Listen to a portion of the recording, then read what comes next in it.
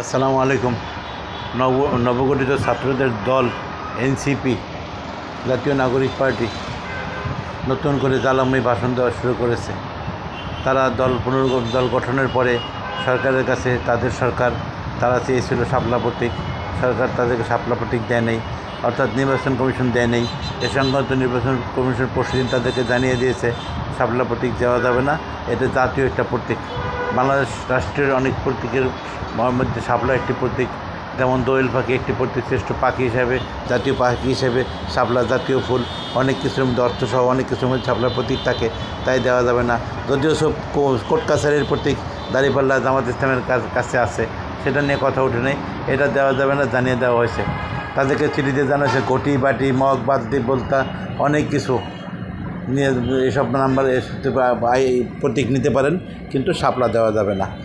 হাসনাত সাদিন খেপে গিয়েছেন, তারা জাতীয় নির্বাচন কমিশনকে হুমকি দিয়েছেন নির্বাচন কমিশন অচল করে দেবেন, দেশে আন্দোলন গড়ে তুলবেন, কেউ প্রতীক না দেয় দেখে নেবেন। কিন্তু কথা হলো 24 জুলাই, 6 আগস্ট আর 25 জুলাই আগস্ট এক জিনিস না, তাদেরকে জিনিসটা বুঝতে হবে। তখন তারা ছিল ছাত্র, উদ্যম গতিতে তারা দৌড়াতে পেরেছে। এখন তারা সেই ছাত্র নয়, এখন তারা নিজেদেরকে জাতীয় নেতা পরিচয় দিয়েছে। তারা যদি ডাকসু ইলেকশনে অংশ নিত, তাও তাদের ছাত্রত্ব থাকতো। এখন তারা জাতীয় নেতা হিসেবে এরকম উগ্র কথাবার্তা তাদের মুখে মানায় না, শোভা পায় না, তারা বলতে পারবে না। এই জিনিসটা নির্বাচন কমিশন বোঝে, তারা বোঝে নাই। আর শাপলা ফুল একটা ঝামেলার জিনিস। শাপলা ফুল নিয়ে গান বেঁধেছিলেন শিল্পী, শাপলা ফুলের লাভ নেই, গভীর রাতে ফোটে, এইরকম। সে শিল্পীও দেশ ছাড়া হয়েছেন। তাই শাপলা নিয়ে যারা বেশি হইচই করবেন তারা বিপদে পড়বেন, এটা স্বাভাবিক ব্যাপার।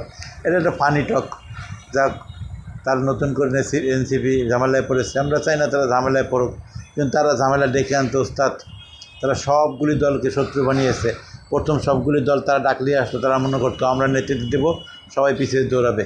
কিন্তু যখন সবার স্বার্থ এসে পড়ছে, সবাই সরে গেছে, তখন তারা আস্তে আস্তে বুঝতে পারছে যে না, ঘটনা এরকম না। এখন তারা সবাইকে শত্রু মনে করে, কাউকে বন্ধু মনে করে না। আসলে রাজনীতি সবাইকে কাউকে শত্রু মনে করার জন্য বন্ধু মনে করে তারা চলতে পারবে, হালে পানি থাকবে।